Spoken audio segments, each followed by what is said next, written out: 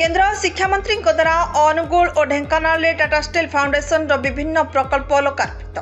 जोरागाड़िया जातीय राजपथ 55 आलोकीकरण भित्तिप्रस्तर स्थापन एवं नुआहातारे सौरचालित सड़क आलोकीकरण प्रकल्प शिलान्यास।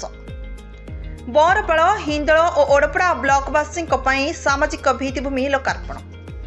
टाटा स्टील मेरा मंडली जैव विविधता पार्क और पारिपार्श्विक अंचल माँ गछटिए अभियान 5000 वृक्षरोपण कार्यक्रम। मान्यवर केंद्र शिक्षा मंत्री श्री धर्मेंद्र प्रधान आज अनुगुल जिलार बरपाल निकटस्थ जोरागाड़िया ठारे टाटा स्टील फाउंडेशन एसएफ विभिन्न गोष्ठी उन्नयन उपक्रम शुभारंभ सह भित्तिप्रस्तर स्थापन करिसेंति।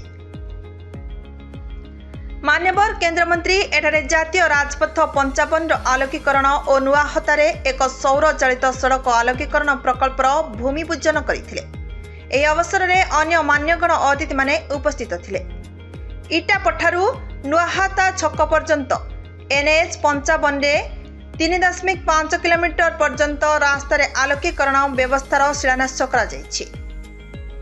ହାତୀ ପ୍ରବଣ ଅଞ୍ଚଳ ସନ୍ତ୍ରୀ ଛକରୁ ହାତୁରା ପର୍ଯ୍ୟନ୍ତ 20 କିଲୋମିଟର ବ୍ୟାପୀ ସୌରଶକ୍ତି ଚାଳକ ସଡ଼କ ଆଲୋକୀକରଣ ବ୍ୟବସ୍ଥାର ଭିତ୍ତିପ୍ରସ୍ତର ସ୍ଥାପନ କରାଯାଇଛି।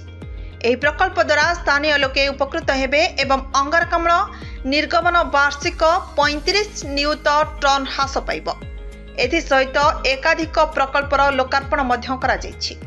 ଢେଙ୍କାନାଳ ଜିଲ୍ଲାର ହିନ୍ଦୋଳରେ 1 କୋଟି ଟଙ୍କା ବ୍ୟୟରେ ଏକ ସୂଚନା କେନ୍ଦ୍ର, ନରେନ୍ଦ୍ରପୁରରେ ଏକ ନୂଆ ବିଦ୍ୟାଳୟ କୋଠା ଏବଂ ହିନ୍ଦୋଳ ଓ ଓଡପଡ଼ା ବ୍ଲକରେ 8ଟି ହାଇମାଷ୍ଟ ଲାଇଟ୍ ଓ 160ଟି ଷ୍ଟ୍ରିଟ୍ ଲାଇଟ୍ ସ୍ଥାପନ କରାଯାଇଛି।